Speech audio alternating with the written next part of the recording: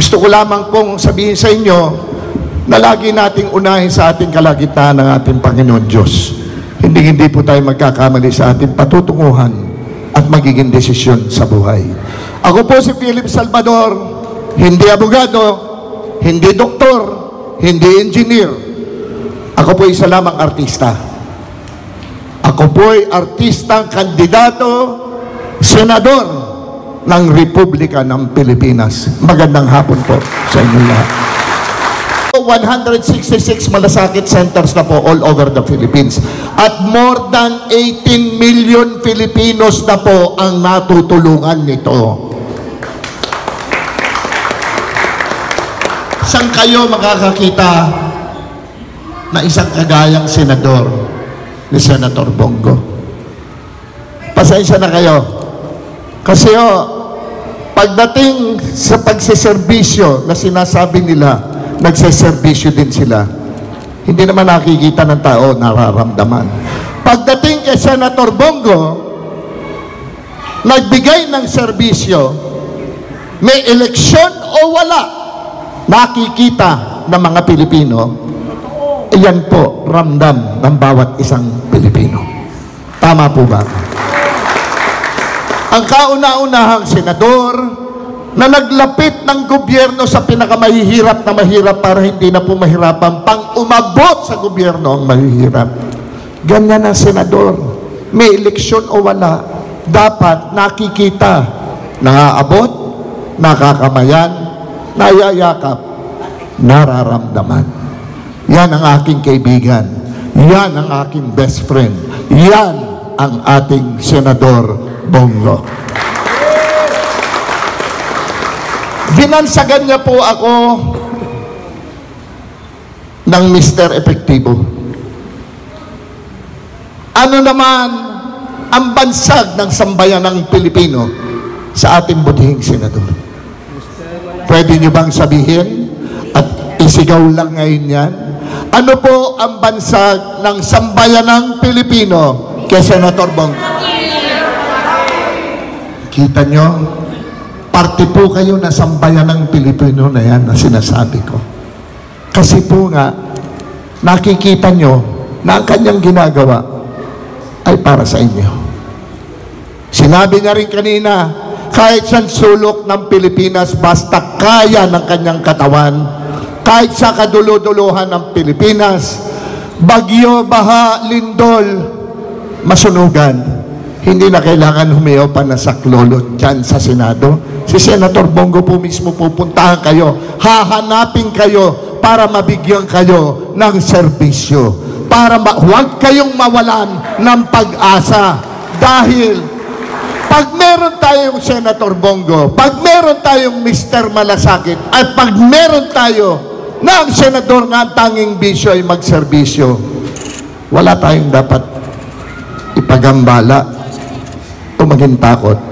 Dahil pinaalala niya parati na huwag tayong mawawalan ng pag-asa dahil meron tayong mas malaking Diyos sa ating mga problema.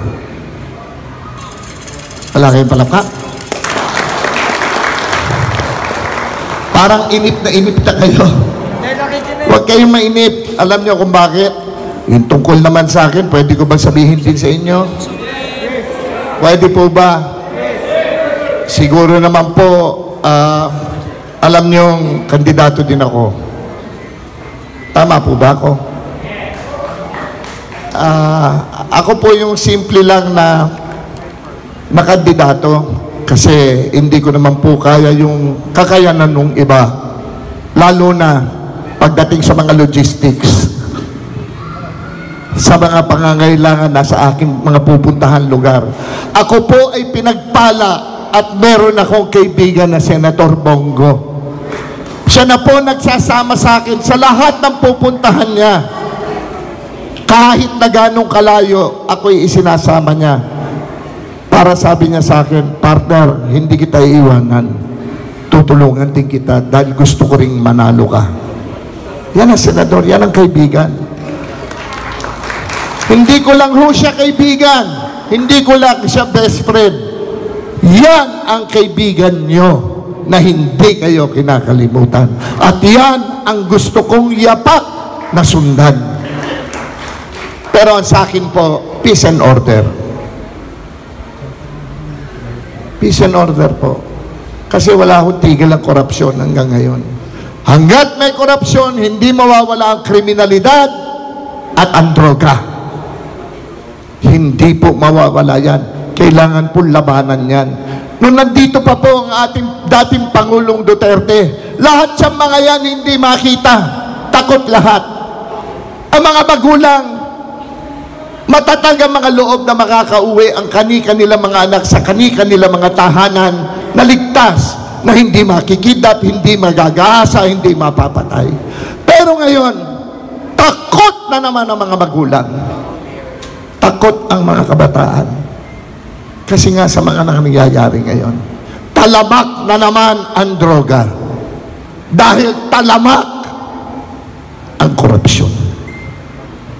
Hindi ko sinasabing para ako si Duterte, hindi ho.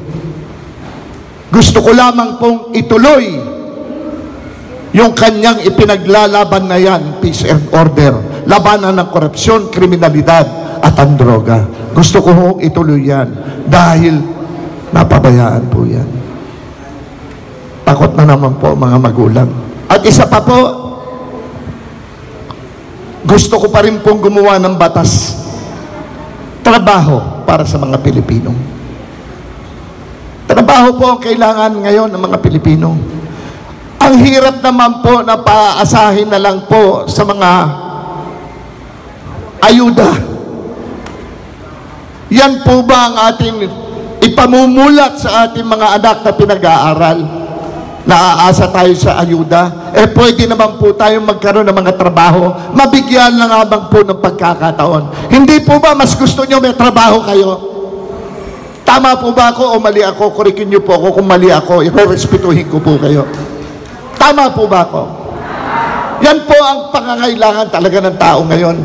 Pilipino, kailangan may trabaho. Gusto ko ilaban yan. Gusto ko rin nung ilaban ang mga estudyante na parating sinasabi, kayo ang pag-asa ng ating bayan. Sila ang pag-asa ng ating bayan. Pero tignan nyo mga public schools natin. Grade school, high school, public school. Kulang ng class building. Kulang ng classrooms. Pero marami tayong teachers. Sa isang kwarto po, sa isang classroom, ilan ang estudyante? 80, 90. Nakaupo sa sahig, nakatayo yung iba. Paano matututo? Kayo ang pag-asa ng ating bayan. Ipakita natin yan. Kailangan suportahan din natin ang edukasyon.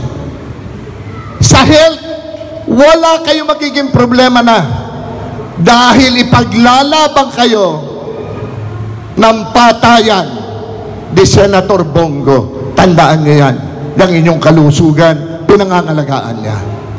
Palakpakan niyo naman ang ating senador.